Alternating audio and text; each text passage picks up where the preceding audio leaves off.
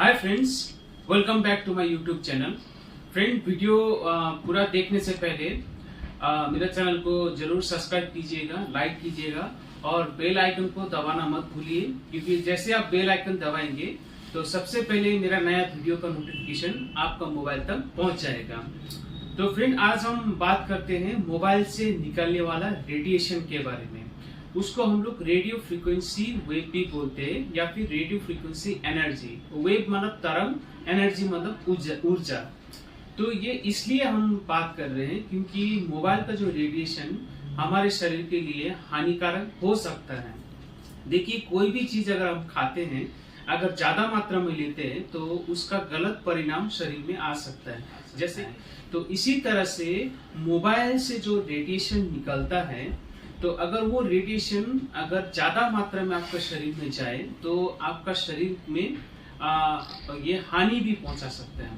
तो थोड़ा सा मोबाइल में से जो रेडिएशन निकलता है उससे हमारा शरीर में क्या क्या हानि होता है उसके बारे में थोड़ा सा देखते हैं, उसके बाद फिर वीडियो को आगे बढ़ाते हैं।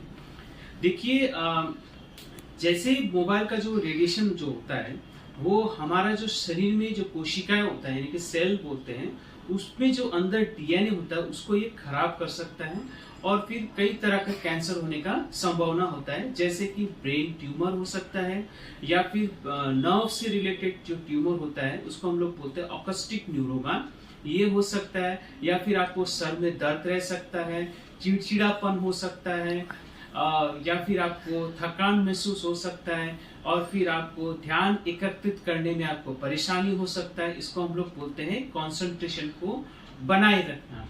और साथ में एक बीमारी होता है उसको हम लोग बोलते हैं मल्टीपल स्क्लेरोसिस। तो ये भी मोबाइल का रेडिएशन ज्यादा होने से इसका प्रभाव के कारण ये बीमारी होने का संभावना देखा गया है। साथ में आपको नींद आने में परेशानी हो सकता है, इसको हम लोग बोलते हैं इंसोम्निया। और बच्चे में तो बिल्कुल भी, जब 8 साल से नीचे वाला जो बच्चे होता है उस बच्चे को तो बिल्कुल भी आप कोई भी इलेक्ट्रॉनिक गैजेट, मोबाइल हो, टैब हो या फिर लैपटॉप हो, उसको यूज करने मत दीजिएगा। तो देखिए, मोबाइल से जो रेडियो फ्रीक्वेंसी वेव जो निकलता है, कितना वेव आपका शरीर में घुस रहा है, उसको नापने के लिए हमारे पास एक टर्म, उसको हम लोग बोलते हैं स्पेसिफिक एब्जॉर्प्शन रेट, जो इसको हम लोग सार भी बोलते हैं। तो हर एक मोबाइल का अलग अलग सार वैल्यू होता है, लेकिन अगर कोई भी मोबाइल का सार वैल्यू अगर 1.6 1.6 से अगर ऊपर हो, 1.6 वाट पर केजी से ऊपर हो, तो इसका मतलब आपका मोबाइल से जो रेडिएशन निकल रहा है वो शरीर के लिए हानिकारक हो सकता है। तो कोई भी मोबाइल का सार वैल्यू अगर 1.6 से ऊपर है तो ये फोन आपको यूज करने लायक नहीं है। इसको तुरंत यूज करना बंद कर देना चाहिए, इसको तुरंत डिस्कार्ड कर देना चाहिए। तो देखिए, सार वैल्यू आपको अपना फोन में पता करने के लिए आपको कुछ भी नहीं करना है, सिर्फ आपको फोन से आपको डायल करना है *#07# डायल करना है। तो आपका फोन में आपका फोन का सार वैल्यू आपका स्क्रीन में आ जाएगा। तो जितना पुराना फोन है उतना सार वैल्यू बढ़ने का संभावना रहता है। तो फ्रेंड, अब तो ये तो रहा सार वैल्यू क्या होता है, आपको समझ में आ ही गया होगा। और सार वैल्यू अगर 1.6 से ऊपर है आपका फोन में तो आप फोन बिल्कुल भी यूज मत कीजिएगा। अब कुछ बात आपको बताऊंगा जिससे कि आपको मोबाइल से रेडिएशन से होने वाले जो प्रभाव से कुछ हद तक कम किया जा सके, क्योंकि फोन जो है हमारा दिनचर्या का हिस्सा है। आप इसको यूज किए बिना भी आपका दिनचर्या थोड़ा सा मुश्किल हो सकता है। तो सबसे पहले तो जब भी आप फोन यूज करें तो आप एकदम आपका शरीर से सटा के यूज मत कीजिए, थोड़ा सा दूर रख के आप बात कीजिए। और जब भी हो सके तो आप स्पीकर ऑन करके आप फोन में बात कर सकते हैं। और साथ में जब फोन का सिग्नल कमजोर हो तो उस समय किसी को कॉल मत कीजिए, क्योंकि उस समय रेडिएशन का प्रभाव सबसे ज्यादा होता है।